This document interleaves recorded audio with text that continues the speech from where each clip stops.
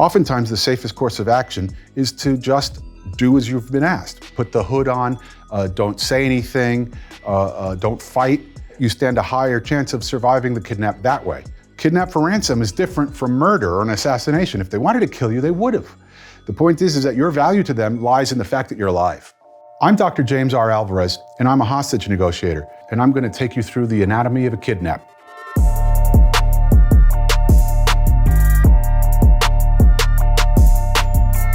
DEEPX. Kidnaps for ransom commonly have a bunch of features in common. For example, after the kidnap, hostages often report little small deviations, changes. Maybe you'll notice cars parked on your street that aren't normally there because the kidnappers need to spend some time gathering intelligence, figuring out if you're the kind of person that we can kidnap easily and safely for us. And so maybe they'll watch you for a couple of days. Maybe if you have a maid or a cleaning lady, they'll suborn them and figure out ways to get them to give information. So usually there's an amount of intelligence gathering, reconnoitering before the case. Kidnappers want to be able to assure themselves of a high chance of success and also of getting paid. They want to make sure that the people that they're going to kidnap have money or have access to money. So it's an important thing to remember. The abduction is oftentimes one of the more dangerous parts of the kidnap because emotions are high. The kidnappers are usually full of adrenaline. They usually use surprise tactics to subdue the hostage. Oftentimes, it's when the hostages get killed. I've dealt with the aftermath of cases in which the hostages fought back during the abduction but were shot and killed when it happened. The other major time of danger for a hostage is the exchange, because that's the point at which we are coming into contact with each other, the hostage takers and us. The most statistically dangerous point of kidnap is when there's a rescue attempt, when the militaries or the government of a particular country gets involved, and then the bullets start flying and it's impossible to tell who's going to get hurt under those situations. One of the problems of being a hostage negotiator in the kidnap for ransom insurance industry is that oftentimes I'm not going to have a good idea of who the kidnappers are. Are they cartel members? Are they just a group of local kids who've gotten ambitious and started to think about kidnapping people? It's often difficult to tell who they are. Oftentimes they will also make threats, and they'll say things like, yeah, we're with Daesh, or we're with ISIL or Al-Qaeda or the Taliban or something like that, when in fact they got nothing to do with each other. Because of the fact that I often don't know or have a clear idea of who the kidnappers are, it's impossible to tell a lot of the time whether the kidnappers are doing the intelligence gathering before the abduction or they are hired guns for somebody else. My sense of it is, if I had to bet one way or another, I'd say that it's usually the kidnappers themselves doing it, because the more people you involve, the more people you got to pay. And kidnappers are driven by greed, so they don't want to share the money any more than they have to. With a kidnapping, is the longer a kidnapping goes on worse for the hostage, or is it better? In general, the longer a land-based kidnap for ransom lasts, the higher the chances of a safe outcome for the hostage.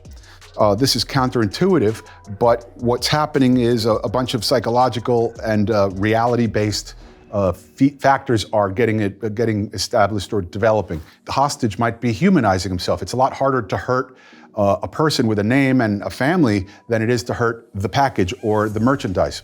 The most dangerous kidnaps are the short, sharp ones where emotions don't have time to calm down.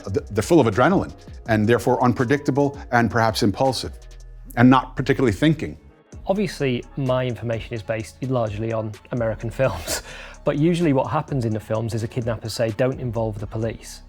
Should the family involve the police or not? In some countries, you definitely do want to involve the police because they're competent and not corrupt. In other countries, it's not clear whether the police are actually involved in the kidnap, which has been historically the case in some Central and South American countries. At what stage do you get called in? Do you get called in by the family, or do you get called in by a sort of governmental power? How does that work? I often get called in by, it usually happens at night, on a foggy night in London, when there's a spotlight with a big bat on it in the clouds. I often get that. Other times I get a phone call, usually at some inconvenient time, like when I'm sitting down to eat, and they'll say, Jim, can you respond to a case? And my first question is, invariably, where is it? Because unfortunately for me, nobody ever gets kidnapped in someplace nice like the Seychelles.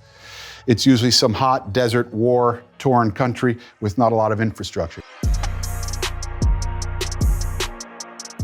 In the unlikely event that you're ever kidnapped, oftentimes the safest thing to do is, once you realize that you are getting kidnapped and that there's very little that you can do to escape, is to comply with the orders of the kidnappers. Don't single yourself out for abuse or special attention by being obstructive or by not doing what they ask.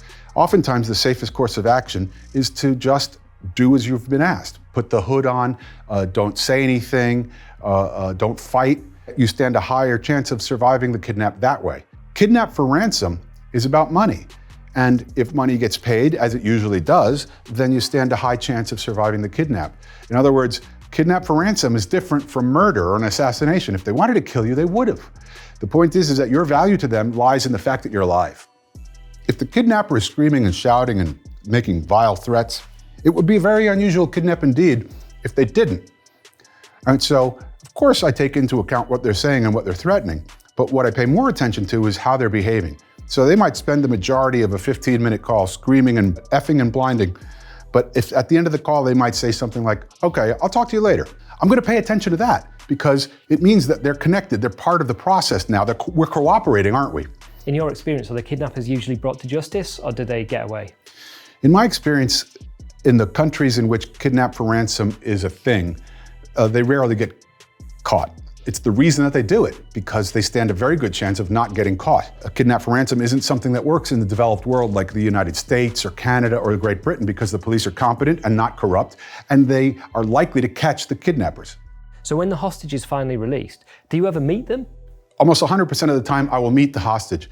I'm in a unique position in that I'm also a consultant clinical forensic and occupational psychologist with lots of experience dealing with hostages who've been released. And so part of the debrief that I do is not just a psychological debrief to help them cope with any psychological aftermath, but also an operational debrief to gather intelligence about this particular kidnapped group or and the context that they're operating in. I'm often asked what people should do in the event that they are abducted and taken hostage. And my first answer is usually, don't get taken hostage. In other words, don't flash money, don't make yourself conspicuous, don't act in a way that would convince somebody else to make you their target. In other words, don't act and be vulnerable. Don't walk around with flashing jewelry or money and things like that. Try not to get drunk in a place where you might be vulnerable to kidnap. It's rare, but in the unfortunate event that it does happen, it's going to be a life-altering event for most people.